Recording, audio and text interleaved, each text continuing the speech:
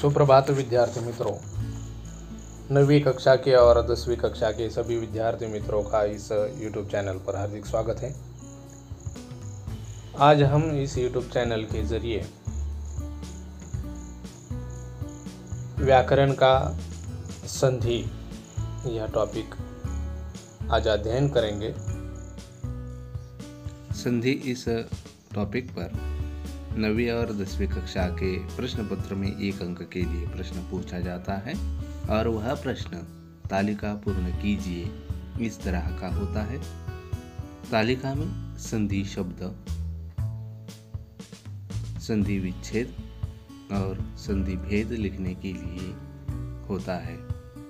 उसमें संधि विच्छेद किस तरह से की जाती है तो हम एक उदाहरण के द्वारा समझ लेते हैं। महात्मा इस शब्द की संधि विच्छेद करना है तो कैसे करना है, देखिए। महा अधिक आत्मा, यह महात्मा शब्द का संधि विच्छेद है और संधि विच्छेद लिखने का तरीका इस तरह से है। अधिक के चिन्ह से यह संधि का विच्छेद दर्शाया जाता है। दूसरा उदाहरण,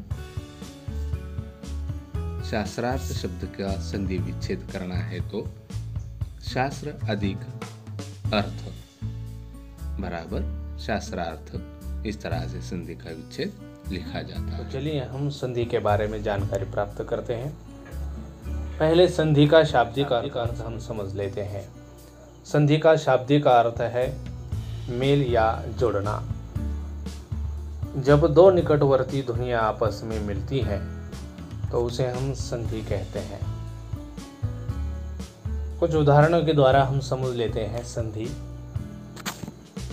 उदाहरण है दया अधिक आनंद बराबर दयानंद। और दूसरा उदाहरण है धर्म अधिक अर्थ और इससे शब्द बनता है धर्मार्थ।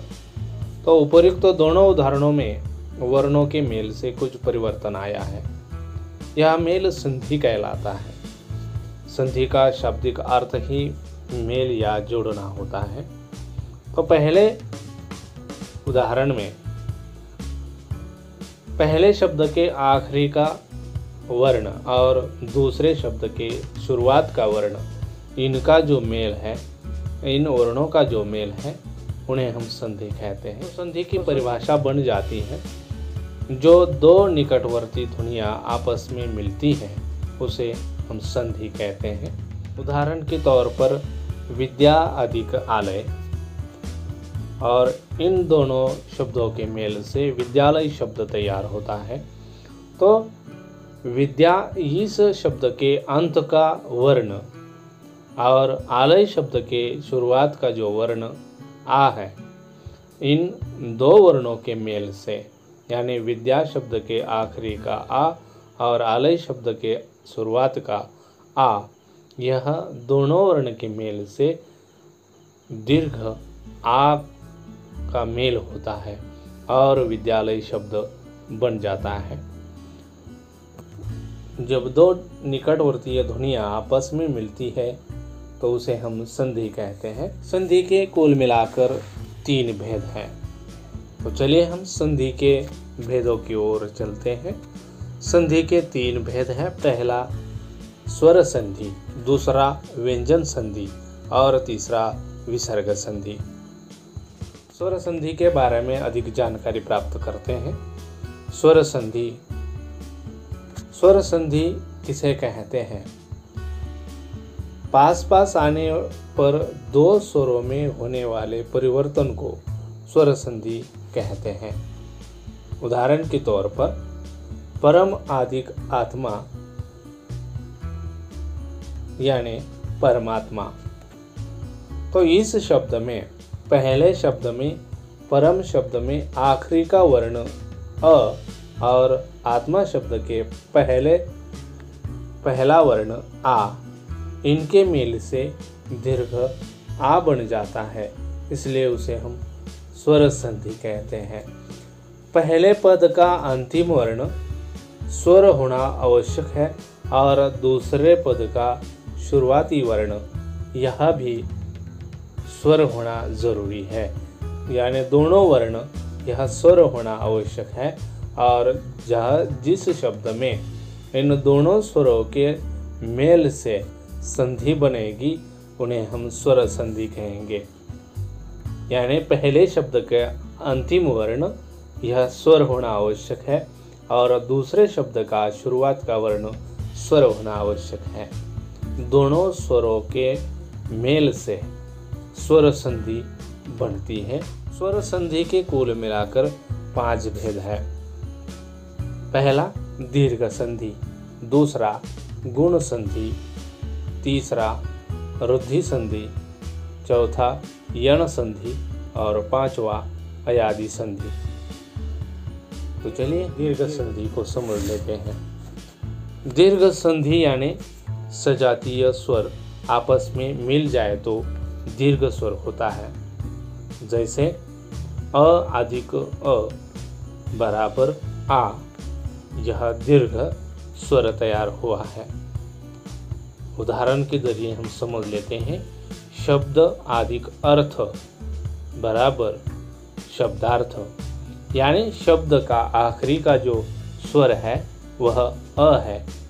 यहाँ द दिखाई देता है, मगर कोई भी व्यंजन स्वर के बिना पूर्ण नहीं होता, इसलिए द में अ स्वर मिला हुआ है। इसलिए अ आदिक अ बराबर दीर्घ स्वर तैयार हुआ आ।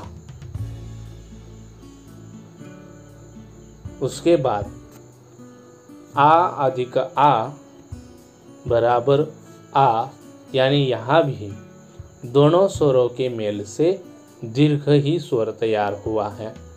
उदाहरण के तौर पर महा अधिक आत्मा बराबर महात्मा, यानी पहले शब्द का अंतिम वर्ण जो है वह आ यह स्वर है और दूसरे शब्द की शुरुआत का वर्ण वह आ स्वर है। यानी आ अधिक आ, इनसे दीर्घ आ यही स्वर तैयार होता है। उसके बाद ई अधिक ई बराबर दीर्घ ई यही स्वर बनता है। उदाहरण के तौर पर कवि अधिक इंद्र बराबर कविंद्र। इस शब्द में कवि इस शब्द का अंतिम वर्ण ई है और दूसरे शब्द का शुरुआत का वर्ण भी ई है और इनके दोनों के मेल से दीर्घ ई यह स्वर बनता है, इसलिए कविंद्र यह शब्द बनता है। उसके बाद ई ह्रस्वई अधिक दीर्घई बराबर दीर्घई। उदाहरण के तौर पर मुनि अधिक ईश बराबर मुनीश। पहले शब्द का अंतिम वर्ण यहाँ ई है और वह स्वर है। दूसरे शब्द का शुरुआती वर्ण दीर्घ ई है और यह भी स्वर है और इन दोनों स्वरों के मेल से दीर्घ ई ही बनी है, इसलिए मुनीश शब्द को दीर्घ ई दी गई है, दूसरी वेलांटी दी गई है। यह दीर्घ ई का यह उदाहरण। उसके बाद ऊ अधिक ऊ बराबर दीर्घ ऊ। उदाहरण सु अधिक उक्ति यानी सुक्ति। तो यहाँ पहले शब्द का अंतिम वर्ण ऊ है और दूसरे शब्द का शुरुआती वर्ण ऊ है और यह दोनों स्वर है और इनके मेल से दीर्घ ऊ बना है, इसलिए सुक्ति शब्द को दूसरा दीर्घ ऊ यानी दूसरा उकार दिया गया है। उसके बाद ऊ अधिक ऊ यानी दीर्घ ऊ अधिक दीर्घ ऊ बराबर दीर्घ ऊ। उदाहरण भू अधिक ऊर्जा। तो भू शब्द उसके अंतिम वर्ण वहाँ दीर्घ ऊ है और दूसरे शब्द का शुरुआती वर्ण ही दीर्घ ऊ है। यहाँ और यह दोनों स्वर है और इनके मेल से दीर्घ ऊ ही बना है, इसलिए भुर्जा इस शब्द को दीर्घ ऊ लिखा गया है और इस तरह से यह दीर्घ संधि बनती है। कोई भी सजातीय स्वर आपस में मिल जाए तो दीर्घ ही स्वर तैयार होता है, उसे हम दीर्घ संधि कहते हैं। दूसरा प्रकार है गुण संधि। गुण संधि यानी दो असमान स्वरों के मिलने पर दोनों नए तीसरे स्वर में बदल जाते हैं, उन्हें गुण संधि कहते हैं। इसकी पहचान संधि युक्त पद में ये तथा ओ की मात्रा होती है, अर्थात अ और आ स्वरों के बाद ह्रस्व और दीर्घ ई उ रु स्वर आए तो संधि करते समय इनके स्थान पर क्रमशः ए ओ और का आदेश होता है। जैसे अ अधिक ई बराबर ए। उदाहरण देव अधिक इंद्र देवेंद्र। तो यहाँ देवेंद्र शब्द का संधि विच्छेद इस तरह से लिखा जाता है, देव अधिक इंद्र। यह देवेंद्र शब्द का संधि विच्छेद है। संधि विच्छेद लिखने के लिए भी आपको परीक्षा में होता है, तो संधि विच्छेद देव अधिक इंद्र यानी यह अधिक का चिन्ह लगाकर यह संधि विच्छेद लिखा जाता है। तो यहाँ पहले शब्द का अंतिम वर्ण अ है, यानी व्यंजन बनाते समय अगर पूर्ण व्यंजन आपको लिखना है तो उसमें स्वर का होना आवश्यक होता है, यानी व आधा व अधिक अ से पूरा व बनता है, इसलिए उसके अंतिम वर्ण अ है। वह भी स्वर है और इंद्र शब्द का पहला वर्ण ई है और यह भी स्वर है और इन दोनों स्वरों के मेल से ए बना है और इसलिए देवेंद्र यह शब्द तैयार हुआ है। अ अधिक ई बराबर ए। ये स्वर और दीर्घ ई का मेल हो जाए तो यह स्वर बनता है। उदाहरण के तौर पर नर अधिक ईश।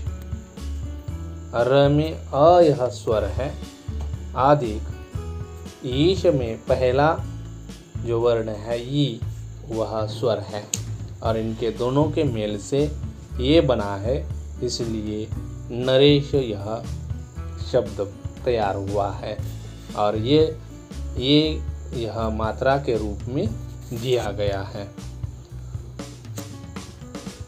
उसके बाद आ अधिक उ बराबर ओ यह स्वर तैयार होता है। उदाहरण के तौर पर महा अधिक उत्सव बराबर महोत्सव। तो यहाँ पहले शब्द में अंतिम वर्ण आ है, यह स्वर है। अधिक दूसरे शब्द में पहला वर्ण ऊ है और वह भी स्वर है, इसलिए इन दोनों स्वरों के मेल से ओ बनता है, इसलिए महोत्सव यह शब्द तैयार होता है। तो ओ का मात्रा के रूप में एक काना और एक मात्रा के रूप में यहाँ लिखा गया है। उसके बाद आ अधिक रु उनके मेल से और यह शब्द बनता है। उदाहरण के तौर पर महा अधिक ऋषि बराबर महर्षि। तो महा इस शब्द के अंतिम वर्ण आ है और वह स्वर है और ऋषि शब्द का शुरुआती वर्ण रू है। इसीलिए इन दोनों स्वरों के मेल से अर का निर्माण हुआ है और इसलिए महर्षि शब्द में उसका प्रयोग किया गया है। स्वर संधि चलते हैं। स्वर संधि का तीसरा भेद है रुद्धि संधि।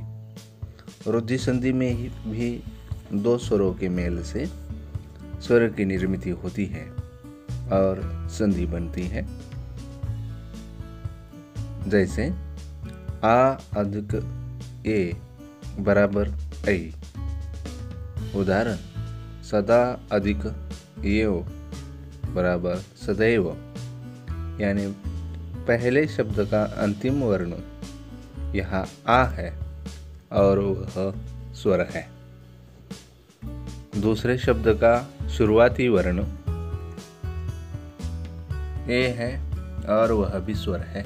यानी यहाँ दोनों स्वरों के मेल से ऐ यह स्वर हुआ है और संधि बनी है।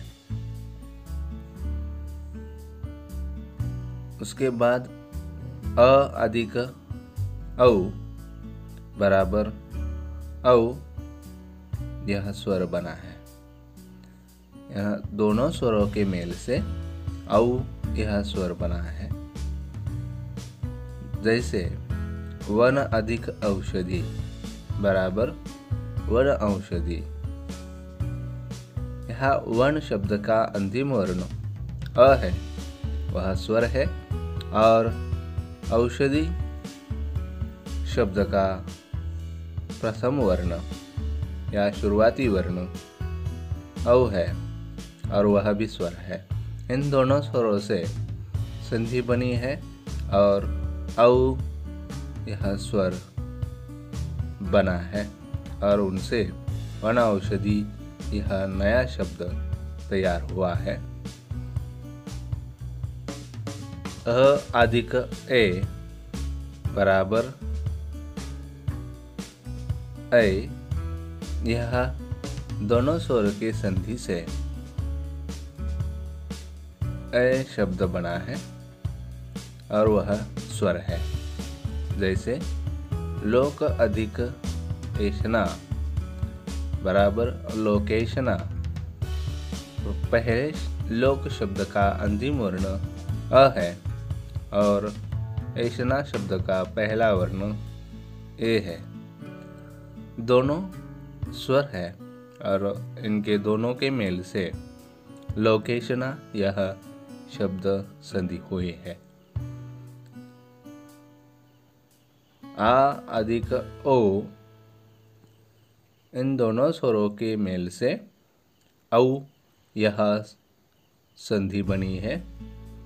जैसे महा अधिक ओज बराबर महोज।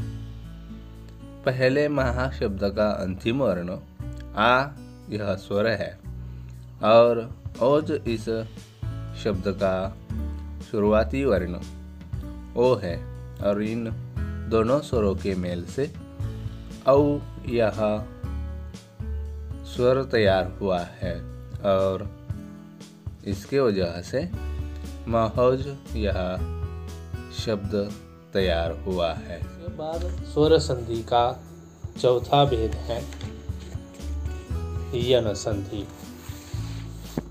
यन संधि में भी वर्णों के मेल से दूसरा वर्ण तैयार होता है।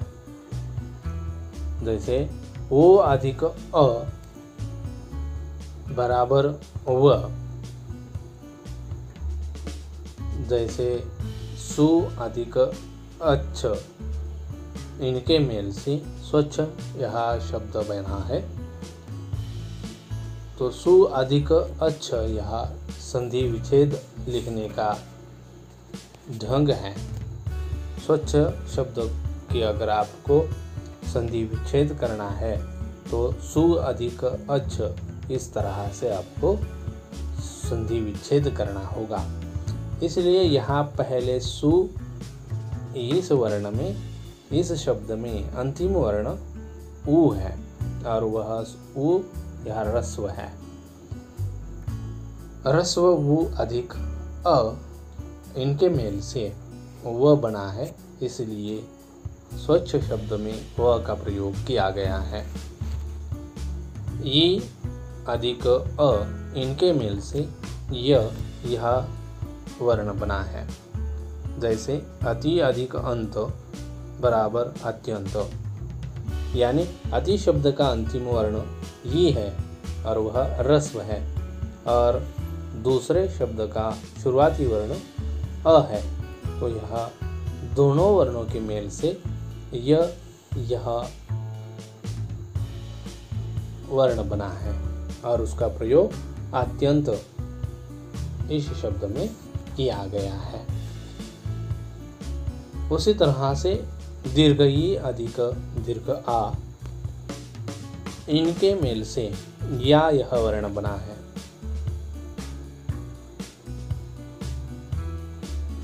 उदाहरण के तौर पर नदी अधिक आगम, नदी शब्द के अंतिम वर्ण ई वह भी दीर्घ और आगम शब्द का पहला वर्ण आ, और इनके मेल से यह वर्ण बना है, इसलिए नद्यागम यह शब्द बना है।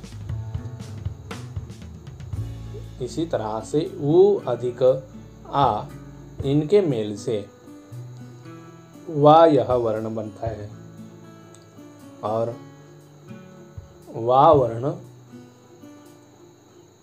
यह संधि है। तो उदाहरण के तौर पर स्वागत शब्द, और स्वागत शब्द का संधि विच्छेद सु अधिक आगत यह होता है, इसलिए सु ईश शब्द का अंतिम वर्ण यह वो है, और आगत शब्द का प्रथम वर्ण या शुरुआती वर्ण आ है, और इन दोनों वर्णों के मेल से वा बना है, इसलिए स्वागत शब्द में वा का प्रयोग किया जाता है। स्वर संधि का पांचवा और आखिरी भेद जान लेते हैं, अयादि संधि। अयादि संधि में भी दोनों स्वरों के मेल से ही संधि बनती है। जान लेते हैं। ए अधिक अ बराबर ए, यह संधि बनी है। उदाहरण ने अधिक अन बराबर नयन।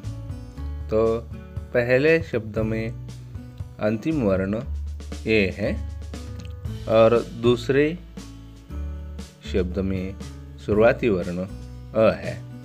इनके मेल से नयन शब्द बना है या संधि बनी है। उसके बाद ए अधिक अ, उनके मेल से आय यह शब्द बना है या संधि हुई है। जैसे नए अधिक अक बराबर नायक, यह संधि तैयार हुई है, संधि से शब्द बना है। पहले शब्द नए के अंतिम वर्ण ए है और दूसरा शब्द अक का शुरुआती वर्ण अ है। इन दोनों स्वरों के मेल से नयन नायक शब्द बना है। ओ अधिक अ, इनके मेल से अव शब्द बना है, संधि बनी है। जैसे भ अधिक अन बराबर भवन, यह संधि शब्द बना है। तो भ शब्द का अंतिम वर्ण ओ है और अन शब्द का शुरुआती वर्ण अ है और इनके मेल से भवन शब्द बना है। औ अधिक अ बराबर, इनके मेल से औ यह संधि तैयार हुई है।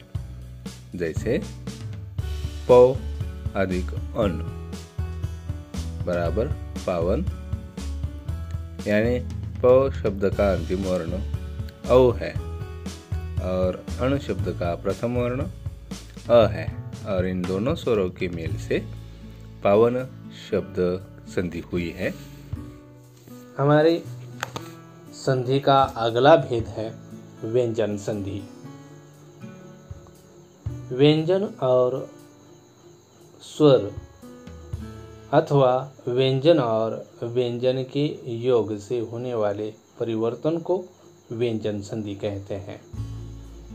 यानी संधि विच्छेद करने के बाद शब्द का पहले शब्द का अंतिम वर्ण अगर स्वर है और दूसरे शब्द का प्रथम वर्ण व्यंजन है तो वह व्यंजन संधि कहलाएगी।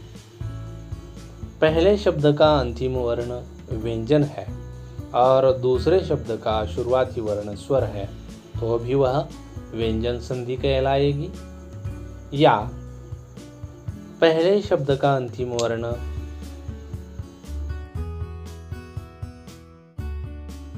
व्यंजन है और दूसरे शब्द का शुरुआती वर्ण व्यंजन है तो भी वह व्यंजन संधि ही होगी। उदाहरण के तौर पर व्यंजन अधिक स्वर, तो यह संधि कैसे बनती है? व्यंजन अधिक स्वर।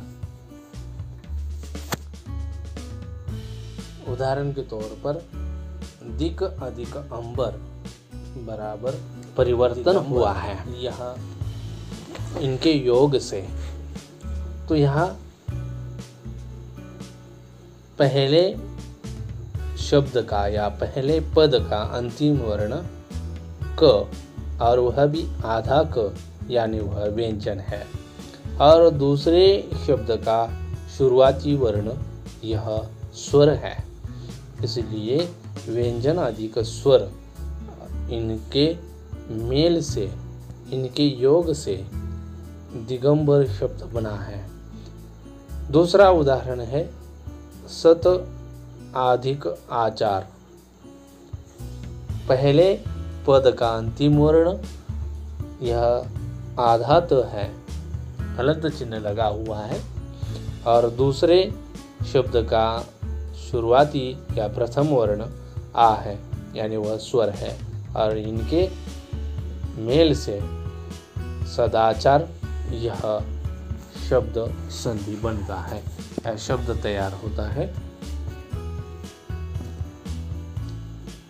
और वह व्यंजन संधि कहलाता है। व्यंजन अधिक व्यंजन, इनके उदाहरण हम देखते हैं। पहला उदाहरण है सत अधिक जन, इनके मेल से सज्जन शब्द बना है। त के आगे अगर ज आ जाए तो वह ज ही बन जाता है। इसलिए सत अधिक जन बराबर सज्जन यह मेल हुआ है, संधि हुई है। दूसरा उदाहरण सम अधिक चार, तो पहले पद का अंतिम वर्ण म और वह भी आधा